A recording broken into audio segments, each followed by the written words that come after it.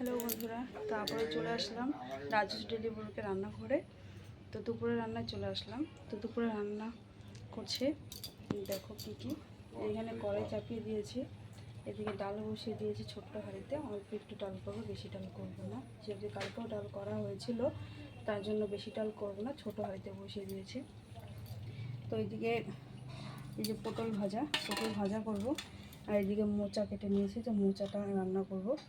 তো মোচাটা কীভাবে করবো তোমরা দেখো, কীভাবে রান্নাবো আমি। তো ঠিক আছে, তো রাঁধতে থাকি, তোমরা দেখতে থাকো। তো গ্যাসটা ধরিয়ে নিলাম, ডাল নামিয়ে নিয়েছি। তো এখন এই মোচাটা মধ্যে আমি জল দিয়ে দেবো। মোচাটা আমি সিদ্ধ করে নেব লবণ আর হলুদ দিয়ে। এখনও পুরোটা দিইনি, এখন এখানটা আছে, দিয়ে দেবো এক এক করে। তো এর মধ্যে যতই ধুবো না কেন, কালো ভাবটা থাকবেই। তো কালো ভাবটা যখন সিদ্ধ করব, তখন এর মধ্যে কালো ভাবটা সিদ্ধ জলের মধ্যে চলে আসবে। তো এখানে লবণ দিয়ে দেবো, এখন হলুদ দিয়ে দেবো একটু, লবণ দিয়ে দিয়েছি, হলুদ দিয়েছি 1 চামচ।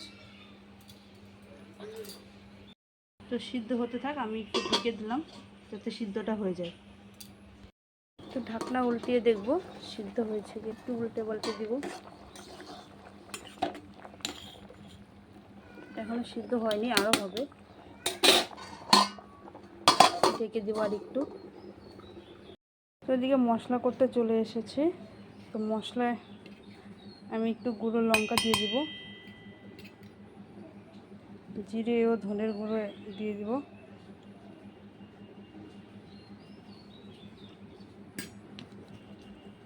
এখানে আদা কুচানো আছে, আদা দিয়ে দিলাম,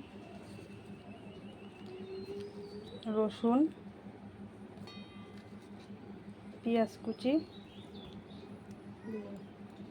পুরোটাই মাংসের মশলা, কারণ এটা আমিষভাবে করছি, মাংসের মশলা দিব। যারা নিরামিষভাবে করবে তারা নিরামিষ মশলা দিবে, যা লাগে নিরামিষে যে মশলা দিতে হয় তাই দিবে। আর আমি আমিষভাবে করলাম, তার জন্য আমি মাংস মতন করে অনেকটা করব। তো মশলা হয়ে গেছে, এদিকে মশলাটা করে নিয়েছি, নিয়ে কড়াই বসিয়ে দিয়েছি, কড়াই গরম হয়ে গেছে, তেল দিয়ে দেবো এখন মোচা ঘন্টার জন্য। তেল দিয়ে দিলাম পরিমাণ মতো। তো এখন এর মধ্যে ফ্লেভারটা করে ভালো হবে। গরম মশলা, জিরে, গোটা জিরে, তেজপাতা,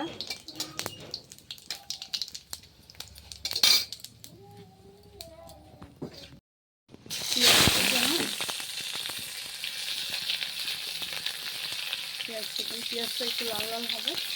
তারপরে এই যে মোচাটা আমি হাত দিয়ে চটকে নিয়েছি, একটু গোটা গোটা কয়টা আলু রেখে দিয়েছি, আর কয়টা দিয়ে দিয়েছি এর মধ্যে, এটা এর মধ্যে দিয়ে দেবো।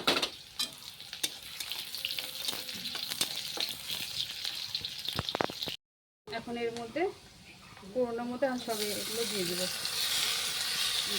আলু সহকারে দিয়ে দেবো।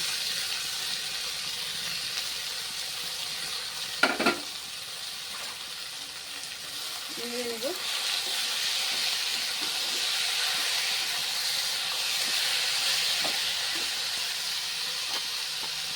হলুদ দিয়ে দেবো অল্প,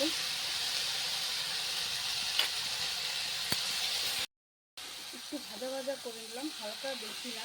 তো অনেকে সোমবার যখন দেয় তখনই ওর মতো মশলাটা দিয়ে দেয়, তো আমি ওইভাবে করিনি, আজকে আমি নতুনভাবে করলাম। তো এর মধ্যে এখন মশলাটা দিয়ে দেবো, সব মাংসের মশলা, মাংসতে যা মশলা দাও তাই মশলা এর মধ্যে দিয়ে দিলাম। এটাকে নেড়ে নেবো, আমি নেড়ে কষিয়ে নেব। মশলা গন্ধটা যতক্ষণ না যাবে ততক্ষণ কষাতেই থাকবো আমি এভাবে।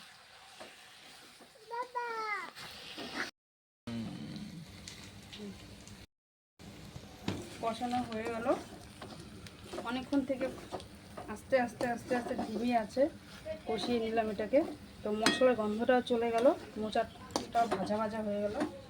তো এখন আমি এর মধ্যে একটু জল অ্যাড করে দেবো, বেশি না, একদম অল্প, যাতে মোচাটা ভিজা ভিজা ভাতটা থাকে, তাহলে খেতে ভালো লাগে।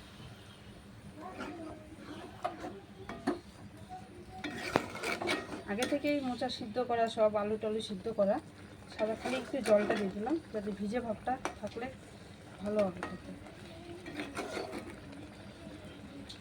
তো আমি এটা একটু হয়ে আসবে, তারপরে আমি ঘি আর গরম মশলা দিয়ে নামিয়ে দেবো। না উল্টে নিব, একটু জল দিয়ে দিয়েছিলাম, দিয়ে ঢাকনা দিয়েছিলাম। দেখো এখন একটা সফট টাইপের হয়ে আসছে। তো এখন আমি এটার মধ্যে একটু গরম মশলা অ্যাড করবো।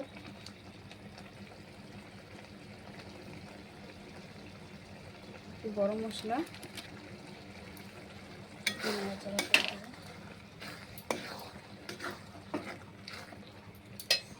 এখন এক চামচেরও কম, বেশি দিব না, ঘি দিয়ে দিলাম।